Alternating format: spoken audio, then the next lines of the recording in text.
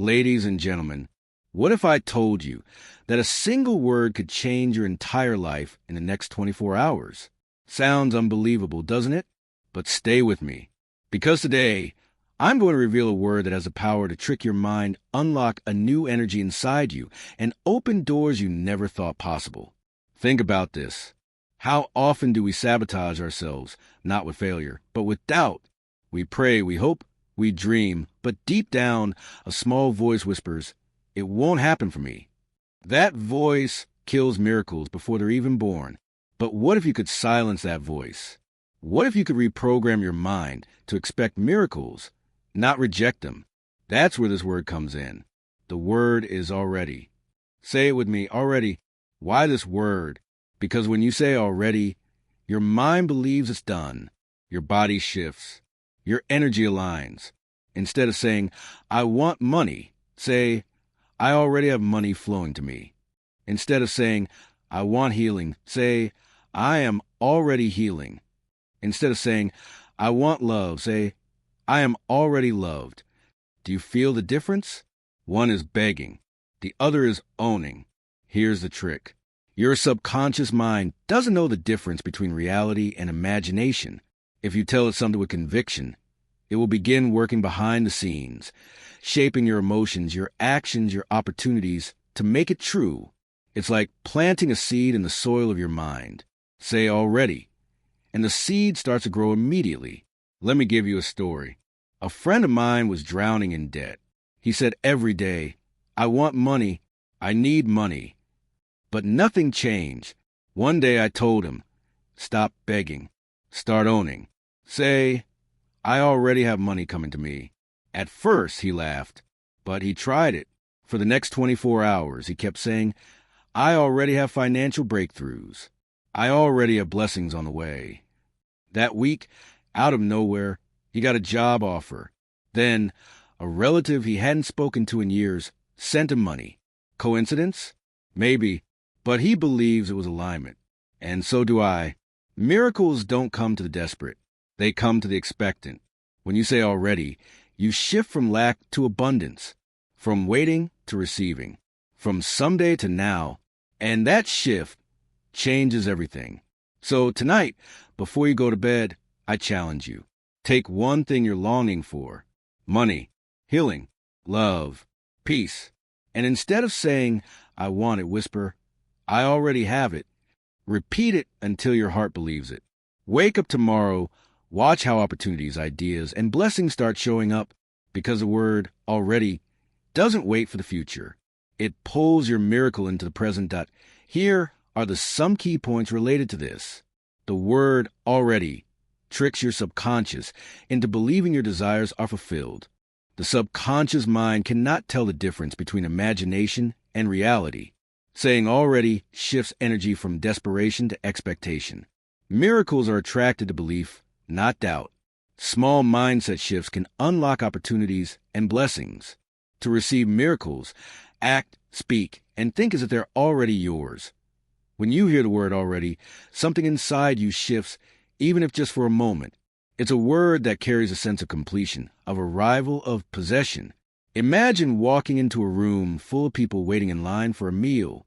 Everyone is restless, looking at their watches, hungry and anxious.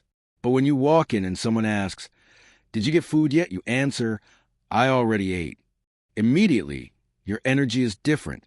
You're not restless, not waiting, not desperate. You are satisfied. That single word tells your body, your mind, and everyone around you that you are not lacking. You are not waiting. You are fulfilled.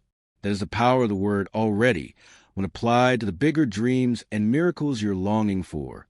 Think about it. How often do we approach life from a place of longing? We say, "I want more money. I want a better relationship. I want to be healed.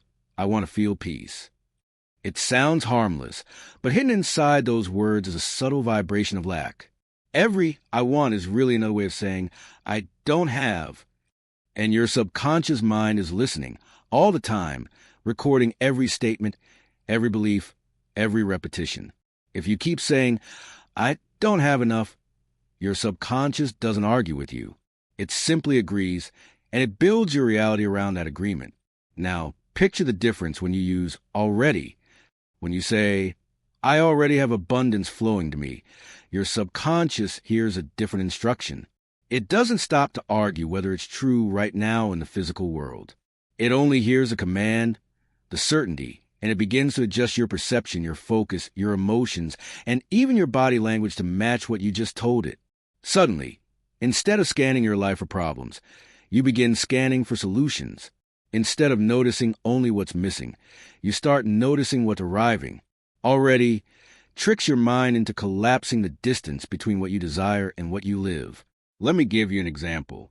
Imagine a young woman named Sarah. She's been single for years and feels lonely every night. Every prayer she says sounds like, God, please send me someone. Please let me find love. Day after day, the same plea. But deep down, her subconscious only hears, I don't have love, I don't have love, I don't have love. One day, a mentor tells her, stop begging and start claiming. Say, I'm already loved. At first, Sarah feels silly. Her bed is still empty. Her evenings are still quiet. But she decides to try. She begins whispering it every night before bed. I am already loved. Within days, her energy changes. She carries herself differently. She smiles more at strangers. She talks with warmth to people around her. She isn't walking around with the heavy energy of lack anymore. Soon, conversations spark. Invitations come. Within weeks, she meets someone who sees her glow and is drawn to it. Did love magically fall from the sky? Or did she align her mind, her energy, her subconscious with the truth she declared and attract it faster? You decide. The reason this works is that your subconscious mind cannot tell the difference between imagination and reality. Think about the last time you woke up from a vivid dream. Maybe you were falling and your body jolted awake with your heart racing. Or maybe you dreamed of being chased and you woke up sweating, panicked. Even though you were perfectly safe in your bed, your subconscious believed the dream was real, and your body responded to it as if it were happening. That's the exact same mechanism already taps into when you tell your subconscious, I already have peace, I already have healing, I already have prosperity. It believes you. It begins to adjust your emotions and your actions to match the dream. Now, picture a man named David. He's drowning in bills, worried sick about his family's future. Every day he repeats, I need money, I need money, I need money. His subconscious only reinforces a feeling of desperation. He feels tense, small-cornered. One evening, someone tells him, say this instead, I already have money flowing to me in ways I can't even see yet.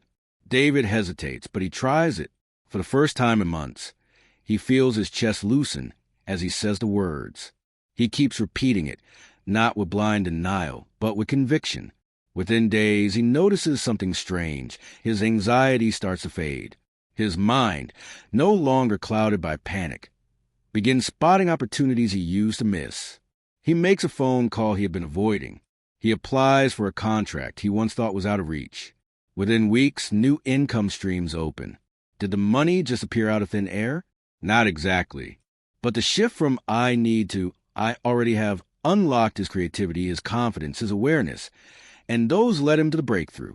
You see, already is not about lying to yourself. It's about stepping into a higher frequency of belief. There is a psychological phenomenon called confirmation bias. It means your mind looks for evidence of whatever it already believes. If you believe people are against you, you'll notice every small slight. If you believe the world is unfair, you'll notice every obstacle. But if you believe blessings are already flowing, you'll notice open doors, kindness, opportunities, synchronicities you never saw before. Already reprograms your bias. It tells your subconscious what to look for, and once your mind is looking for miracles, it cannot help but find them. Imagine standing at a train station. Most people are looking down the track, waiting anxiously, asking, when will my train come? They keep repeating, I want my train, I need my train. Hours pass, frustration builds. But when someone says, my train is already on the way, their energy changes. They stop fidgeting. They stop doubting. They prepare themselves to board. And soon, They're the first to notice the light coming around the bend. That's the essence of already. It places you in a posture of expectation rather than desperation. There's a simple line I often remind myself of. Desperation repels. Expectation attracts. When you beg the universe, when you plead with life, you give off the energy of lack. People can feel it. Opportunities can feel it. Even you can feel it. But when you walk a room believing, I already belong here, I already have favor, I already carry abundance, the atmosphere bends in your favor. Others respond to that quiet confidence. Doors open because your subconscious already decided they belong to you. And maybe you're listening and thinking, but what if it's not true yet? What if I don't see it? That's the beauty of the word already. It doesn't wait for proof. It creates proof. When you say, I already have peace, your body relaxes, your shoulders drop, your breathing slows. Isn't that peace? When you say, I already have opportunities, your eyes scan the world differently. You catch conversations and connections you used to ignore. Isn't that opportunity? The shift begins inside, and soon the outside follows. So the next time you catch yourself saying, I want, stop. Replace it. Try whispering to yourself, I already have it. Notice how your heart reacts. Notice how your mind settles. Notice how the world around you seems to soften just a little.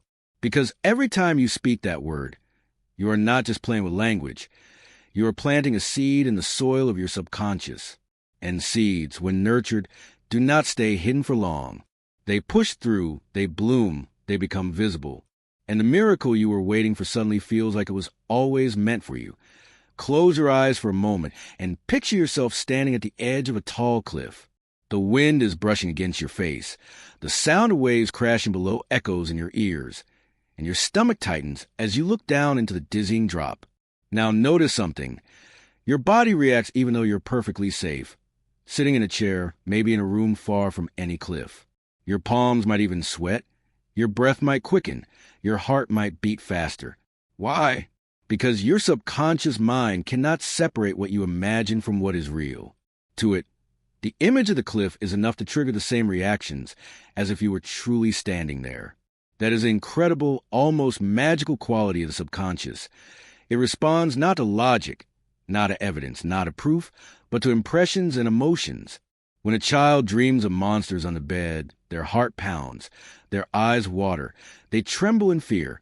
Even though every adult knows there is nothing there, the subconscious accepts the picture as truth. And what most people never realize is that we do the same thing as adults. We scare ourselves with imagined failures. We paralyze ourselves with imagined rejection. We sadden ourselves with imagined lack.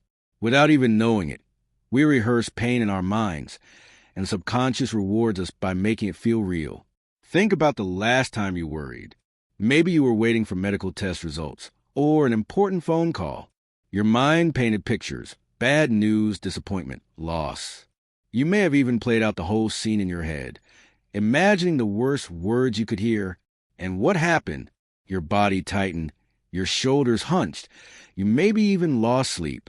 The event hadn't even happened, and yet your body carried it as though it was already true. That's the grip the subconscious has on us.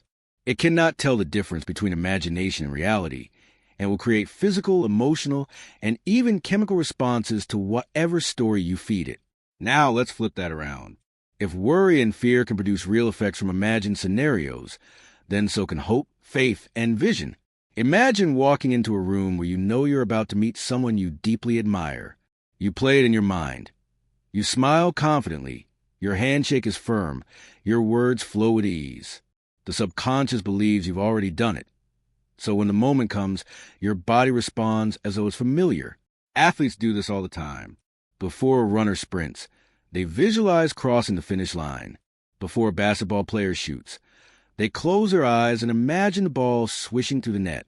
Science has shown that the same areas of the brain light up when you vividly imagine an action as when you physically perform it. That's how powerful the subconscious is. I remember reading about a study where people were asked to simply imagine lifting weights without actually doing it. After weeks of mental rehearsal, they showed measurable strength gains, even though they hadn't touched a single dumbbell. Their bodies responded to imagined effort as though it were reality. Now think about what this means for your dreams. If you keep imagining failure, your subconscious is training you to fail. But if you feed it images of success, abundance, healing, and love, it will begin shaping your entire being to align with those outcomes. The subconscious doesn't argue. It obeys. Let me paint another picture for you. Imagine a man named Amir. Every time he thinks about starting a business, his mind shows him images of losing money, being embarrassed, his friends whispering that he failed. His subconscious believes it, so his body floods with fear. He hesitates, procrastinates, talks himself out of opportunities. Now imagine Amir learns a new approach. Every morning, instead of replaying fear, he closes his eyes and sees himself shaking hands with clients, receiving payments, smiling with pride as his business grows. His subconscious doesn't wait for proof. It accepts the vision. Suddenly Amir feels a little bolder. He takes a step. He makes a call. He opens a door. One small action leads to another. And before long, the life he imagined begins to take form. Did reality change first, or did his imagination? The answer is obvious. He tricked his subconscious, and his subconscious guided his reality. There's a story of Jim Carrey, the actor, who before he was famous wrote himself a check for $10 million for acting services rendered. He dated it a few years into the future and carried it in his wallet. Every time he looked at it, his subconscious absorbed the image, the certainty, the belief. Years later, he landed a role that paid him exactly $10 million. Was it coincidence? Or was it the power of the subconscious accepting imagination as reality and shaping the path accordingly? He would tell you it was the latter. Your subconscious mind is like fertile soil. It doesn't care what seed you plant. It will grow weeds or flowers with the same loyalty. If you plant images of lack, fear, and failure, it will produce a harvest of anxiety and hesitation. If you plant images of abundance, success, and miracles, it will produce confidence, energy, and action. The soil does not discriminate. It simply multiplies what you give it. And because it cannot tell imagination from reality, the more vividly you imagine your miracle, the more real it becomes inside you until it begins spilling into the world around you. Think of someone terrified of public speaking. The night before the presentation, they lie in bed replaying every worst-case scenario, forgetting their lines, the audience laughing, freezing in panic. By the time morning comes, their body has already rehearsed disaster. Their palms sweat, their throat dries, and the moment they step on stage, the subconscious delivers exactly what was imagined. Now imagine if that same person spent the night rehearsing success, picturing the audience nodding, hearing the sound of applause, seeing themselves smiling with confidence.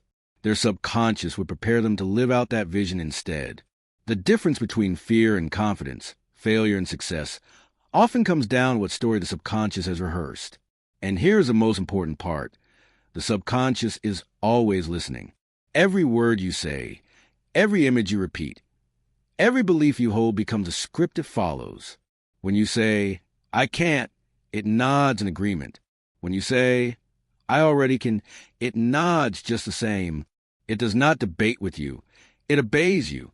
That's why people who constantly say, "I'm unlucky," find themselves unlucky. People who say, "Nothing good ever happens to me," live that truth. But those who dare say, "I already carry blessings, I already have favor, I already walk in abundance," begin to see their world transform in ways that others call chance, but they know is alignment. So, if your subconscious cannot tell the difference between imagination and reality, then the question becomes, what story are you feeding it every day? When you wake up, are you rehearsing another 24 hours of stress and struggle, or are you rehearsing 24 hours of miracles? When you go to bed, are you imagining fears in the dark, or are you picturing breakthroughs waiting for you in the morning? Every thought is a seed, every image is a command, and your subconscious will accept it as truth, whether it lifts you or destroys you. There's a quiet but powerful difference between desperation and expectation, and most of us live our lives caught in the wrong one. Desperation feels heavy, anxious, restless. It is the energy of grasping at something you don't believe is coming. Expectation, on the other hand, is lighter, calmer, magnetic. It is the energy of knowing that what you've asked for is on its way. When you speak the word already, You shift instantly from the energy of desperation to the energy of expectation, and that change can alter everything about how life responds to you. Think about being at a restaurant. When you place an order with the waiter, you don't sit there wringing your hands, repeating, "Please, please bring my food. Please don't forget me. Please, I'm starving." No, you order and then you wait. You talk, you smile, you sip your drink, because you expect the food is already being prepared. That is expectation. Desperation would look like you running back into the kitchen every 2 minutes, asking if they've started, doubting if they'll ever bring it. It would make you anxious. It would annoy the chef, and it wouldn't make the food arrive any faster. The word already works the same way in your life. It tells your mind, your body, and even the world around you, the order has been placed. It's already mine. I'm just waiting to receive it. That shift of energy is what allows miracles to flow. Desperation repels. You've probably felt it in other people. Someone desperate for love clings too tightly, pushes too hard, scares people away with their intensity. Someone desperate for money makes decisions from fear, cutting corners, doubting every opportunity, vibrating with anxiety. People feel it, and opportunities feel it. Expectation, on the other hand, is magnetic. A person who expects love radiates confidence, self-worth, and calm, and people are drawn to that. A person who expects abundance moves with creativity, boldness, and trust, and doors open for them. The difference isn't luck, it's energy. I remember hearing a story about 2 men looking for jobs. The first man walked into interviews desperate. His mind whispered, "I need this. If I don't get it, I'm finished." He slouched, stumbled over his words, and every employer could feel his desperation. The second man walked into interviews with a different energy. Beforehand, he told himself, "I already have the perfect opportunity lined up for me. I just have to find which door's behind." He smiled more, his answers were confident, his body language strong. Employers could feel his expectation. Guess who got hired? Both men had skills. Both were qualified. But one carried desperation, the other carried expectation. And the subconscious mind determines which one you project. When you say, "I want money," the energy beneath it is, "I don't have money and I'm afraid I never will." That's desperation. But when you say, "I already have money flowing to me," your subconscious believes it. Your shoulders relax, your tone changes, and suddenly you're scanning the world for confirmation of that truth. That's expectation. And it's not just psychology, it's vibration. People sense it. Life responds to it. Doors that were invisible under the fog of desperation suddenly become clear when your energy shifts. Imagine you're waiting for a package at your front door. Desperation is pacing the floor, checking the window every 2 minutes, groaning, "What if it never comes? What if it's lost? What if the driver forgets me?" That energy makes the wait unbearable. Expectation, on the other hand, is a calm assurance. It's already on the way. You relax, maybe clean the house, maybe prepare space for the delivery. And when the knock finally comes, you're ready. The package didn't arrive faster because of your worry, but your experience of the wait transformed when you shifted from desperation to expectation. This is how life works. Already is the language of expectation. It tells your subconscious to prepare, not panic. There's another layer to this. Desperation narrows your vision. Expectation widens it. When you're desperate, your mind is locked on what you don't have. You miss chances, you overlook solutions because you're stuck in fear. But when you expect, your eyes are open, your mind is creative, you notice details you never noticed before. A desperate person prays for an answer and then rejects it when it arrives because it doesn't look the way they thought. An expectant person prays for an answer and trusts that it could show up in any form, so they're ready to receive it. Take the story of Maria, a woman who longed for healing. For years she begged, "Please let me be healed. Please take away this pain." Her prayers were drenched in desperation, and every day she only felt worse. One day, she changed her approach. She began declaring, "I am already healing. My body is already restoring itself. I already carry health within me." Within weeks, her mood shifted. She felt lighter. She started walking more, smiling more, noticing little signs of progress she once ignored. Did her illness vanish overnight? No, but her expectation created an environment where her body could begin to align with her belief. The energy of desperation drained her. The energy of expectation fueled her. That shift was the beginning of her miracle. Even children show us this truth. Watch a child waiting for their birthday. They don't walk around desperate saying, "Please let my birthday come. Please let me have a cake. Please don't forget me." No, they expect it. They talk about it. They plan what they'll do with their gifts. They live as though it's already here. That expectation creates joy even before the day arrives. Adults forget this. We trade expectation for worry, faith for fear, joy for anxiety. But the word already pulls us back to that childlike state where we trust that what we've asked for is truly on the way. It's important to realize, too, that desperation and expectation cannot live in the same breath. When you say, "I already have it," you silence the noise of begging. You stop vibrating lack. You stop sending signals of panic. Instead, you release the tension, and you allow what's meant for you to find you. This is why people often notice that when they finally let go of desperation, the thing they wanted most appears. They stop chasing, and it starts coming. They stop clinging, and it starts flowing. The universe responds to expectation the way a magnet responds to metal. It pulls toward it. So the next time you catch yourself pleading, "Please let it happen. Please don't let me fail. Please give me something," pause and replace it. Whisper, "It's already mine. It's already unfolding. It's already here in ways I can't yet see." Feel the energy shift in your body. Your breathing steadies, your shoulders relax, your thoughts soften. That calm is not weakness. It is power. That calm is a vibration of expectation, and it is in that vibration that miracles arrive. Belief is invisible, but you can feel it in the air around someone. Walk into a room where a person truly believes something good is coming their way, and you'll sense it before they even speak. Their posture is different. Their tone is different. Their presence carries a quiet strength. Now walk into a room where doubt has taken over, and the atmosphere feels heavy, dim, almost suffocating. It's not that one person is luckier than the other. It's that miracles are drawn to the vibration of belief the way flowers are drawn to sunlight. Belief opens the door, while doubt slams it shut. Think of a farmer planting seeds. If he believes a harvest is coming, he waters the soil, clears the weeds, and waits with patience. His belief leads him to act in ways that support growth. If, on the other hand, he doubts the seed will grow, he leaves the soil dry, neglects it, maybe even digs it up to check if it's working. That doubt kills the harvest before it has a chance. Life works the same way. Belief is the water, the sunlight, the care that allows the seed of your dream to grow. Doubt is the neglect that suffocates it. I once heard a story about two women who prayed for rain during a terrible drought. Both went out into the fields asking God for water, but only one of them carried an umbrella. Which one do you think truly believed her prayer would be answered? The one who prepared for the rain. That's the difference belief makes. It moves you to prepare, to act, to open space for the miracle to arrive. Doubt whispers, "What if it doesn't happen?"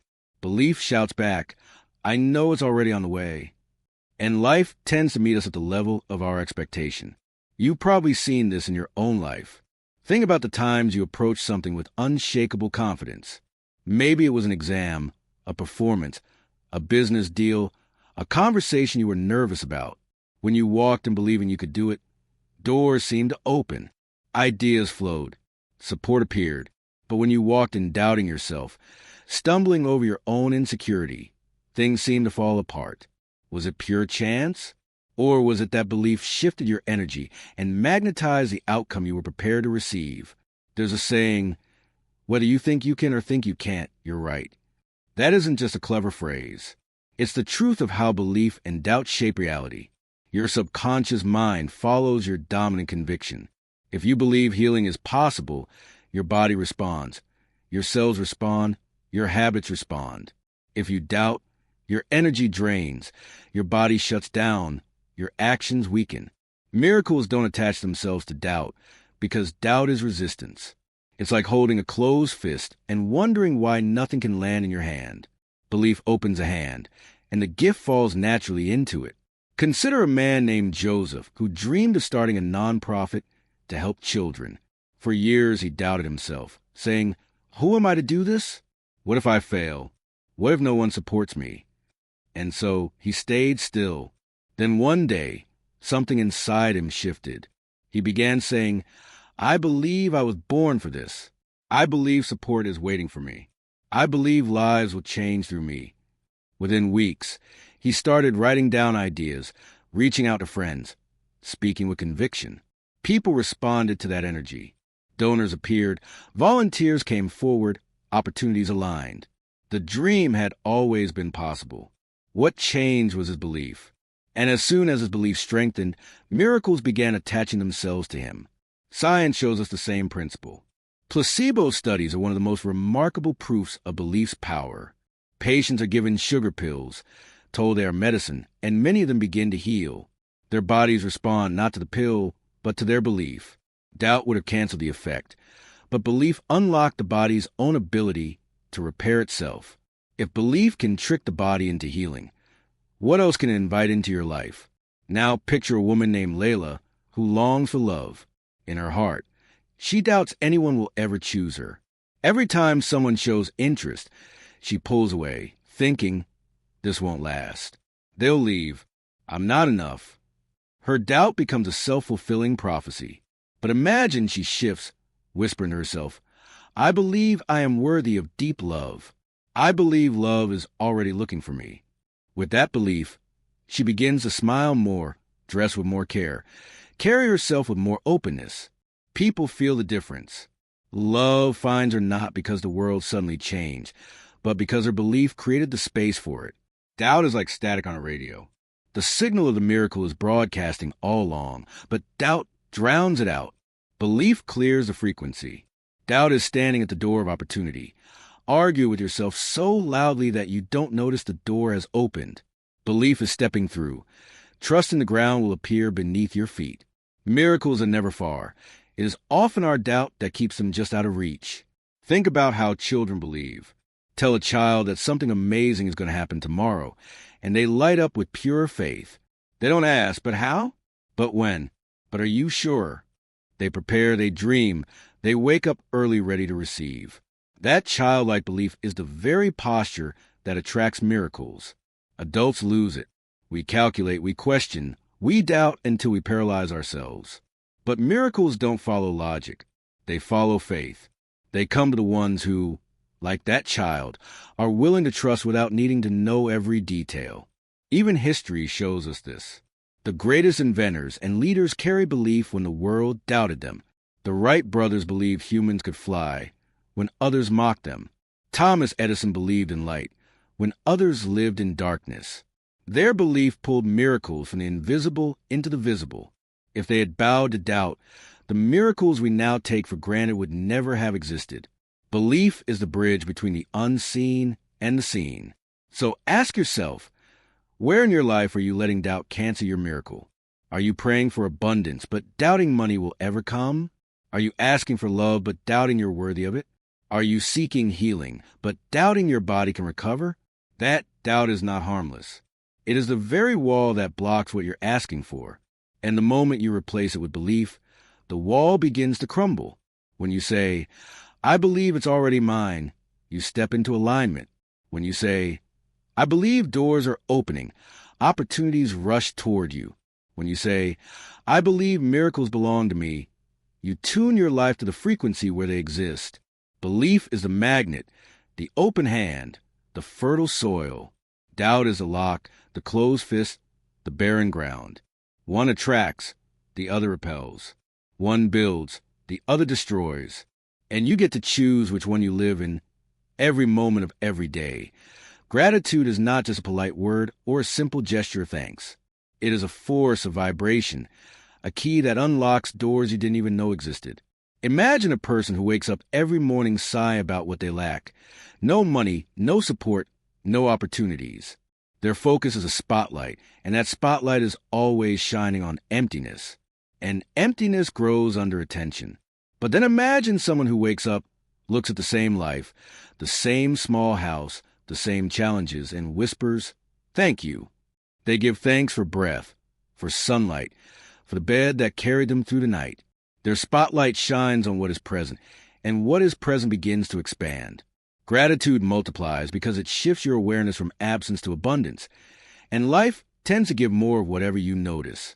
I once heard a man named Amir who worked a job that barely paid his bills. Most evenings he would complain, "Why do I always struggle? Why is nothing enough?" His words were heavy, his energy tired. But then, in a moment of desperation, he decided to try something different. He began writing down 3 things each night he was grateful for. Small things like the laughter of his child, the food on his plate, even the cool breeze through his window. At first it felt forced, but slowly something remarkable happened. His outlook softened. He began smiling more at work, greeting people with warmth, carrying himself differently. And because people felt good around him, opportunities opened. His boss noticed his energy and gave him more responsibility. A colleague invited him into a side project. Within a year, Amir's income doubled. Gratitude did not magically drop money from the sky. It multiplied the value of what he already had and attracted more of it. Think of it like holding a cup under a running faucet. Doubt and complaining poke holes in the cup, so the water leaks away no matter how much pours in. Gratitude seals those holes. Suddenly the cup holds more, and then more can be poured into it without waste. Life is generous, but it will not keep pouring into a vessel that leaks. Gratitude prepares you to hold blessings without losing them. There's a famous story about a man who lost nearly everything. His business collapsed, his marriage fell apart, and his health began to fail. Friends expected him to sink into despair. But instead, he began a practice of saying thank you for every little thing he encountered. He thanked the morning light, the person who smiled at him in passing, even the breath that filled his lungs. At first, it seemed foolish, yet slowly his circumstances shifted.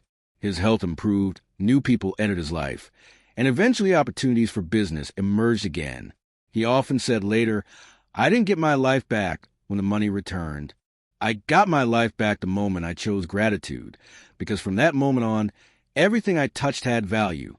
Gratitude had multiplied not just his possessions, but his very sense of being alive. Even science agrees. Studies show that people who keep gratitude journals sleep better, experience less stress, and report greater overall happiness. The mind becomes trained to scan for blessings rather than problems. Imagine walking through a forest. If you're looking for thorns, you'll see them everywhere, and your path will feel dangerous.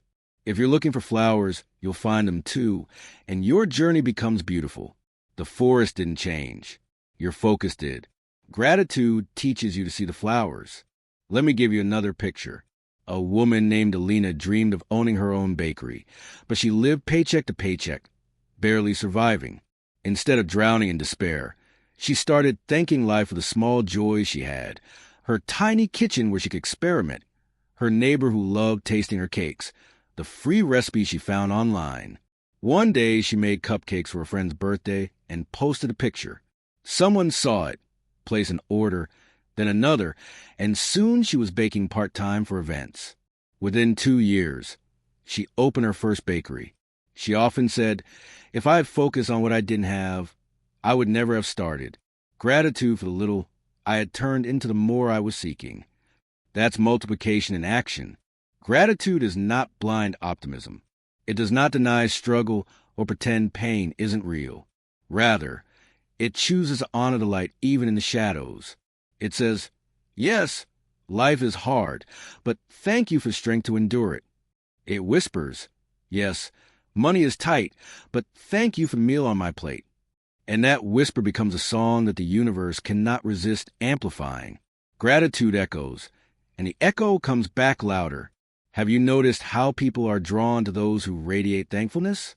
Someone who constantly complains pushes others away, while someone who says, "I'm grateful for your help, I appreciate your time, I value your presence," creates connection.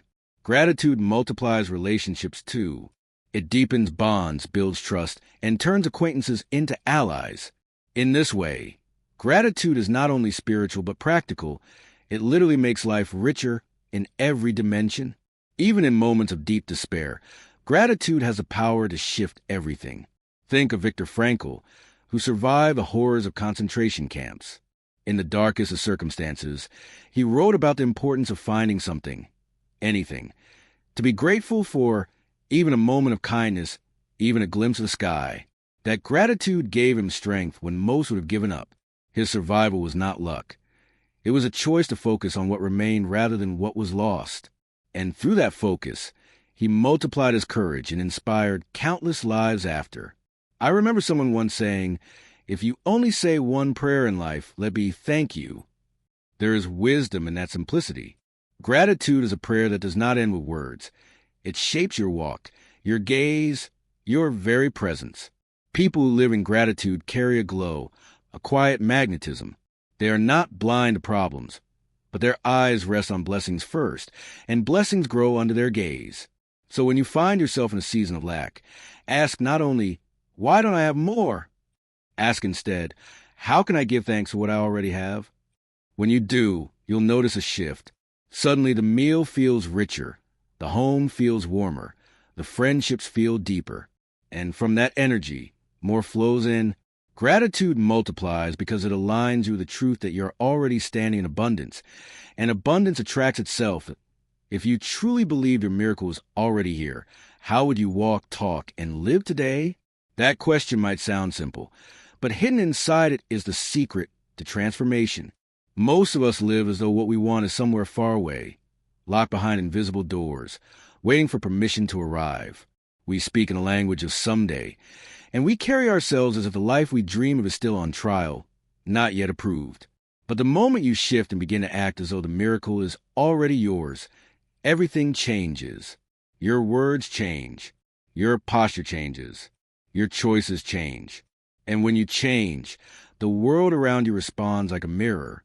Think of a child who believes with all their heart that their birthday gift is waiting for them in the other room. They haven't seen it, but they know it's there. How do they act? They're excited, full of joy, eager to celebrate. They don't sit in despair wondering, "What if I don't get it?" Their belief shapes their energy. That is what it means to live as if it's already yours. Your miracle may not be visible yet, but if you walk with the energy of expectation, you begin to live in the vibration that draws it closer. Doubt pushes it away, but expectation pulls it in.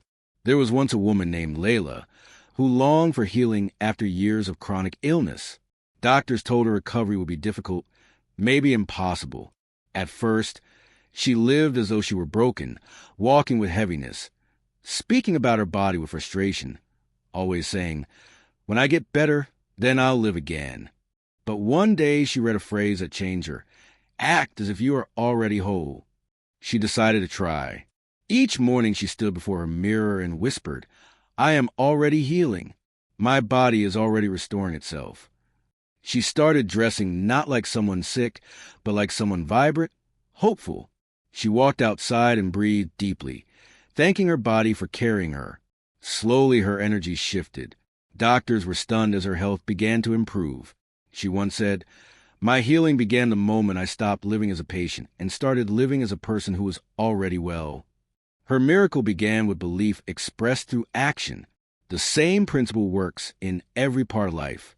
A man longing for financial freedom who still carries himself like a person drowning in debt will find it hard to see opportunities because his focus is fixed on lack. But when he begins to speak as though prosperity is already his, when he says, "Money flows to me, doors are opening, abundance is already part of my story," his perspective sharpens. He notices opportunities he once overlooked. He takes chances he once feared. People sense the confidence in his words and respond with trust. His energy creates momentum, and momentum creates results. The miracle did not come because of luck. It came because he lived as though it was already on its way. There's a hidden truth here. Life responds to how you carry yourself. Imagine walking into a room with your head down, your shoulders slumped, whispering, "Maybe I belong here." People will doubt you, even if you are talented. But if you walk in with confidence, with a smile that says, "I am meant to be here," people sense it. They feel it. They align with it. Why? Because the world mirrors the belief you project. Acting as though your miracle is already here sends out a vibration that life cannot ignore. It's the same with love. A person who says, "Nobody loves me, I'm always alone, I'm unworthy," radiates desperation, and desperation pushes love away. But someone who begins to say, I am already loved, I am already worthy, love is already flowing toward me, starts to walk differently. They treat themselves with care, they speak kindly to themselves, and because they embody love, others are drawn to them. Love multiplies not because it suddenly appeared from nowhere, but because they lived as if it was already theirs. This doesn't mean you deny reality.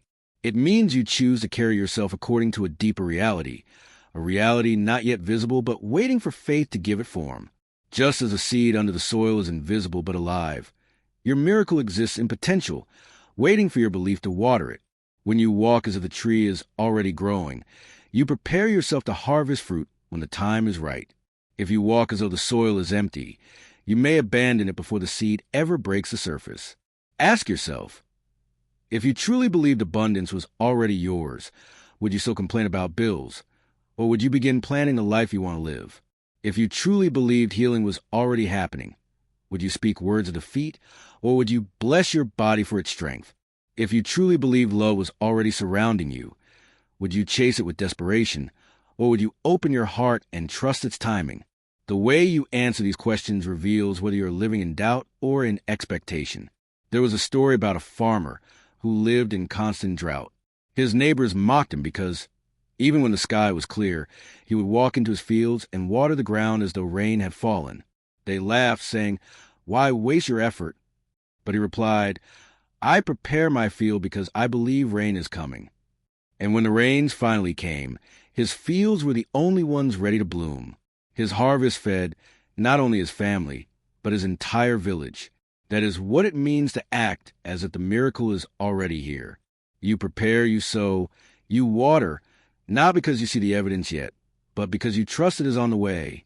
Living as if your miracle is already here is not arrogance. It is not pretending. It is alignment. It is choosing to embody the energy of the future you desire until it becomes your present. Your voice begins to carry authority. Your steps begin to carry confidence. Your choices begin to match your vision. And when every fiber of your being is in alignment, the universe delivers what you have already claimed in your spirit. So the next time doubt creeps in and whispers, "What if it never happens?" Answer with a stronger voice, "It's already mine. It's already unfolding. I am already walking in it." Let your tone reflect it. Let your body language reflect it. Let your daily actions reflect it. Because miracles don't come to those who wait passively. They come to those who prepare actively, and preparation is the proof of belief. If you truly believe it was already yours, you would live differently, and that difference is the magnet that pulls a miracle into your life. And so now, I leave you with this truth. Your miracle is not far. It is not hiding. It is not waiting for some perfect future. It is already here, breathing at the edge of your belief, waiting for you to step into it. Say it until your heart believes it. Walk it until your life reflects it. Live it until the world cannot deny it. Already. You are already healed. You are already loved. You are already abundant. You are already enough. Don't wait for tomorrow. Don't wait for permission. Don't wait for proof. Miracles respond to expectation, not hesitation. The moment you act as if it's already yours, life rushes to meet you halfway. So tonight, whisper the word. Tomorrow, live the word. And every day after, embody the word. Because the only question that truly remains is this: if your miracle is already here, how much longer will you wait to receive it? Your support means everything. If this resonated with you, please like, share, and subscribe. And remember this: your miracle is already here. What you believe today decides whether you see it tomorrow. Thank you for being here. See you in the next one.